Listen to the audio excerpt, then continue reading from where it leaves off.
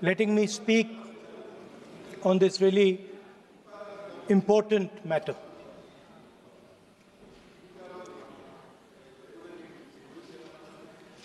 Speaker, sir, have you ever wondered why Mahatma Gandhi laid such emphasis on khadi? Why was it that he framed the entire Indian freedom struggle around the concept of khadi? And why is it that he only wore khadi? Because khadi is not just a cloth. Khadi is the expression of the people of India.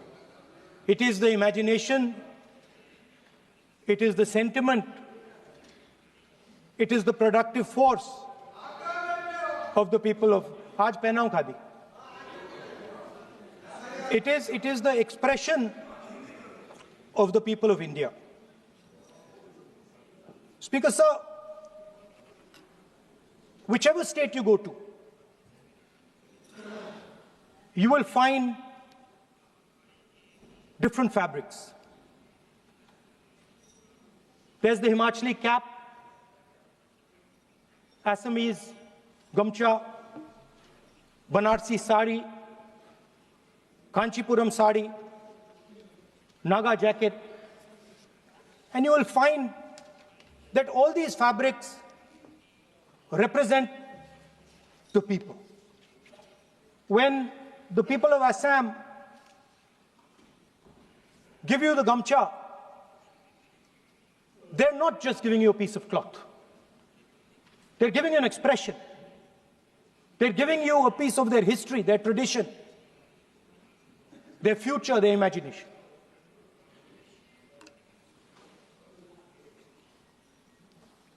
It's the same when the Nagas wear that jacket. When they come and see us, they make us wear the jacket because they want us to be embraced by the fabric. But Speaker, sir, these fabrics are beautiful. But if you look slightly deeper and you look closely at the fabric, you will find that each one of them has thousands of little threads embracing each other. A Kanchipuram sari might have a golden thread, but the golden thread means nothing without the green thread or the yellow thread near it.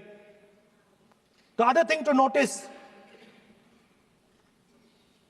about the sari or any other fabric is that all the threads are equal. No one thread is superior to another thread. They all come together. The threads cannot protect you. The threads cannot keep you warm. But when they come together as a fabric, they can keep you warm, they can protect you, they can express what you have in the heart. Speaker, sir, in the same way, our nation is also a fabric. It's a fabric made up of 1.4 billion people, and the fabric is woven together by the vote. Let me repeat it. It is a fabric of 1.5 billion people, and it is woven together by the vote. Everything that we see, in fact, this house where I'm standing today, the Lok Sabha, Rajya Sabha, Vidhan Sabhas across the country, Panchayats across the country, none of them would exist if the vote did not exist. We talk with great pride about HAL, BHEL, ONGC, Tejas, Chandrayaan. We have a list of things we say. Not one of those would exist without the vote.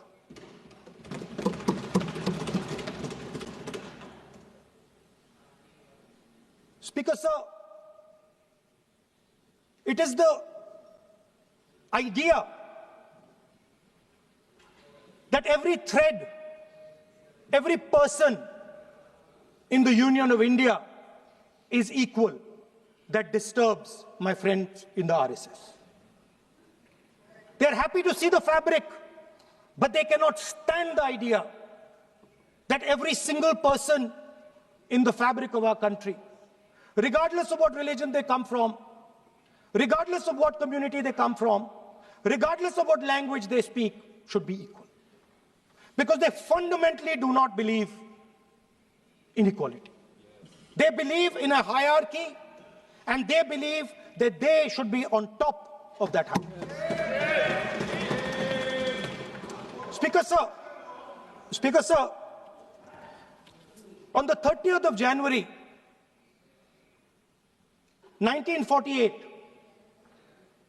3 bullets pierced the chest of Mahatma Gandhi. Nathuram Godse assassinated the father of our nation. Today, our friends do not embrace him. Today, our friends have pushed him away. He's an uncomfortable truth. But that's not where the project ended.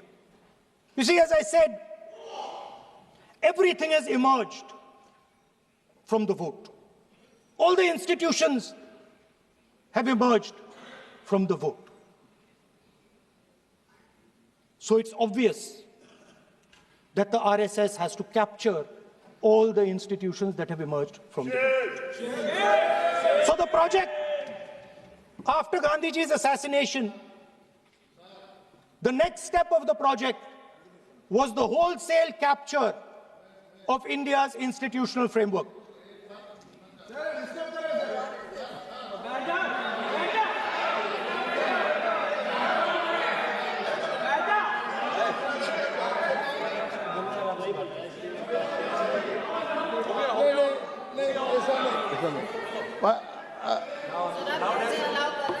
So what is this, sir? Sir, अभी नहीं पहना हुआ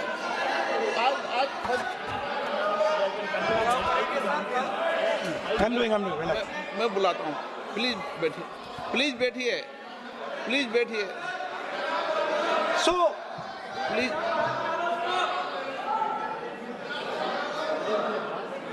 sir,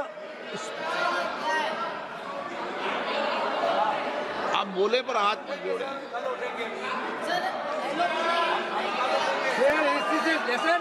sir, these are uncomfortable truths, but they have to be spoken.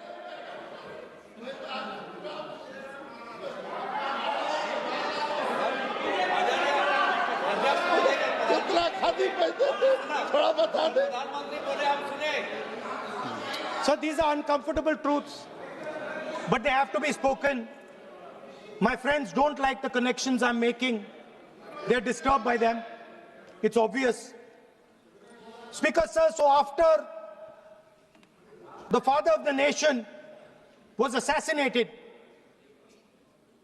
his vision of an equal India, of an India where institutions belong to the people, had to be destroyed.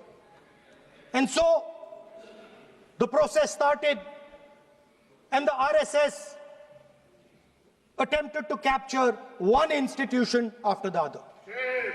And I will give some examples so that it is crystal clear that this is the case. Everybody knows how vice chancellors are placed on top of Indian universities today. Every single person knows this.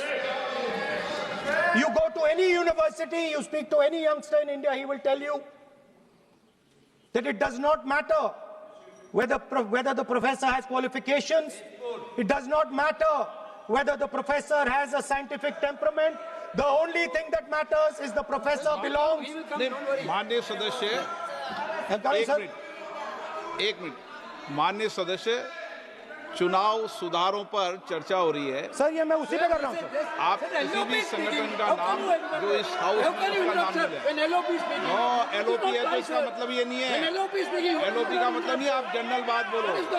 आप राष्ट्रपति भाषण में बोलिए general बात। Sir, हम लोग सुनना चाहते हैं। सर, स्पीकर सर, हम लोग सुनेंगे शांति से। हम लोग शांति से सुनना चाहते हैं। और ये आप लोग सुनिए ना, क्या कहना चाहते हैं? धमकी देंगे आप? हम लोग सुनने के लिए बैठा है। अभी तक नेता प्रतिपक्ष एक शब्द चुनाव सुधार पे अभी तक आया ही नहीं है। संसदीय कार्य मंत्री बोल रहे हैं। मैं स्पीकर का परमिशन से ही बोल रहा हूँ। हम सुनने के लिए बैठे हैं। अरे हम सुनने के लिए बैठे हैं। नेता प्रतिपक्ष चुनाव सुधार के लिए जो सुझाव देंगे, सुनने के लिए तो हम बैठे हैं। लेकिन चुनाव सुधार को नहीं बोलते हुए कहा जो इस सदन से कोई वास्ता नहीं, जो संगठन उसका कहानी किसी और का बोलना, ये कोई उचित नहीं है। समय बहुमूल्य है, समय का मर्यादा भी है। सबका सब यहाँ सुनने के लिए बैठे हैं और ये समय बहुत कीमती है। इसलिए हर एक पल अच्छा शब्दों का कोई अच्छा ज्ञान दे, सुझाव दे, सुनने के लिए हम लोग बैठे हैं। मेरा एक सीमित अनुरोध है नेता प्रतिपक्ष से, आप विषय पर ही रहिए। हम लोग सब बैठे हैं, गृह मंत्री जी भी सुनने के लिए बैठे हैं, लेकिन आप विषय पर नहीं बोलेंगे तो जो विषय तय किया गया है उसे क्या मतलब है? अगर चुनाव सुधार पर ही नहीं बोलेंगे तो फिर इतना समय सबका क्यों बर्बाद करना चाहते हैं नेता प्रतिपक्ष? Should I leave? Then you speak. Should I leave? You speak then. You speak. What is it? You are parliamentary affairs minister. You are a parliamentary affairs minister. You are disturbing the lobby. How can it be? You are a parliamentary affairs minister. You are disturbing the Subject में नहीं आपका lobby. आपका lobby subject में नहीं है. ये विषय कर रहे हैं. The discussion. One second. The discussion is about the vote and electoral. The discussion is about the vote. एक मिनट। सर, मुझे बोलने दीजिए।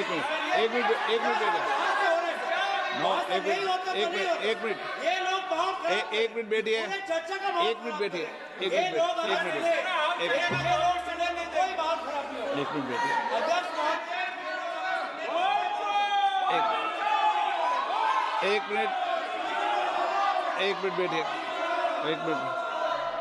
माननीय सदस्य, मैं बैठे अनऑफिशियली बोल रहे हैं, उस विषय बोल रहे हैं। सदन की गरिमा को बनाए रखें। आसन को चुनौती देने का प्रयास मत करिए, ये ठीक नहीं है। Speaker sir, I want to make it very clear. Please. Speaker sir, I want to make it very clear. The discussion is about votes. The discussion is about the stealing of votes. The discussion is about the SIR, and I am framing my discussion about votes. Yes. And what is happening here is patently unfair. I am not being allowed to speak. I am being disturbed, and I put my protest here. I have done absolutely nothing wrong. I am talking about the subject. In order to capture the vote, you have to capture institutions. I am saying that institutions of India are captured, and I will come to the point, which is Election Commission is captured.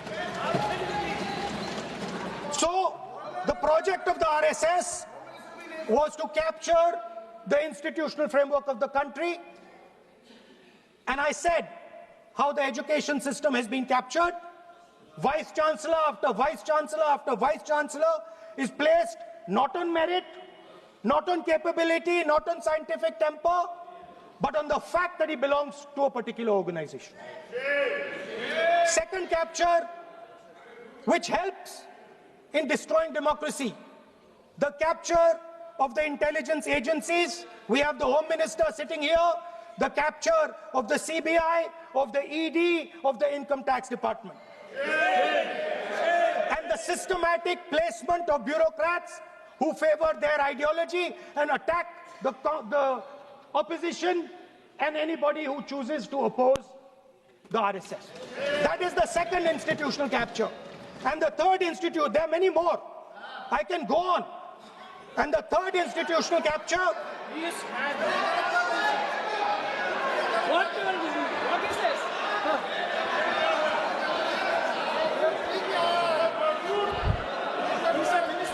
मानिए please मानिए. Yes, become solid.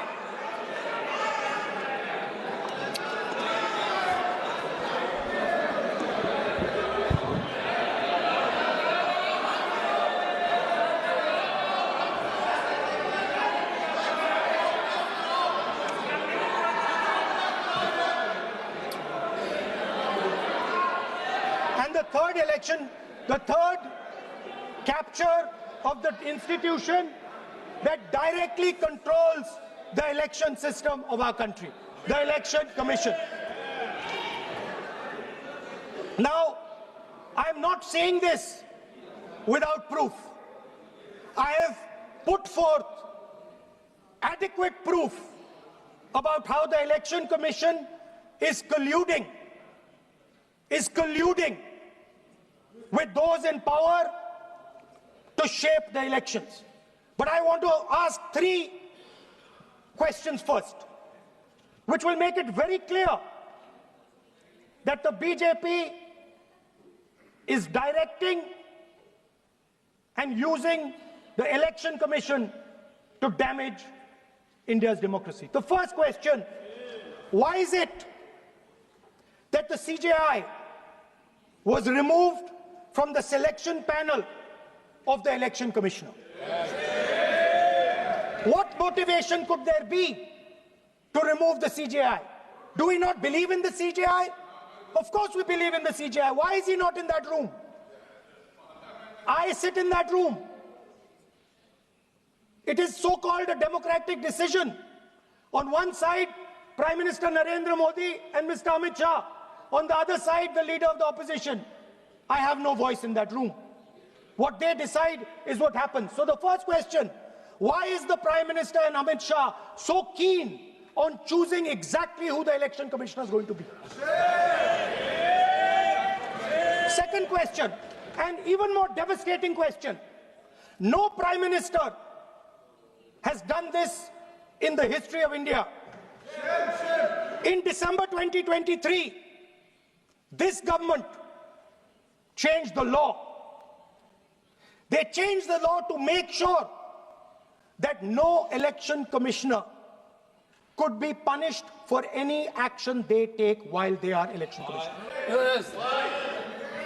Immunity. Why would the Prime Minister and Home Minister give this gift of immunity to the election commissioner? Why would they need to give this tremendous gift that no Prime Minister has given ever before to the election commissioner? Yes. Mr. Shah is looking into the ceiling. Maybe he will answer this question when he speaks.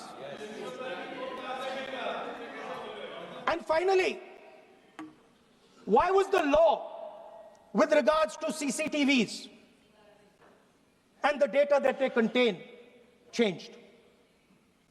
Why was a law put in place that allows the Election Commission to destroy CCTV footage 45 days after the election?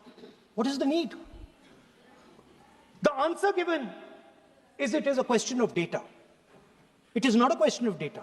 It is a question of stealing the election. Yes.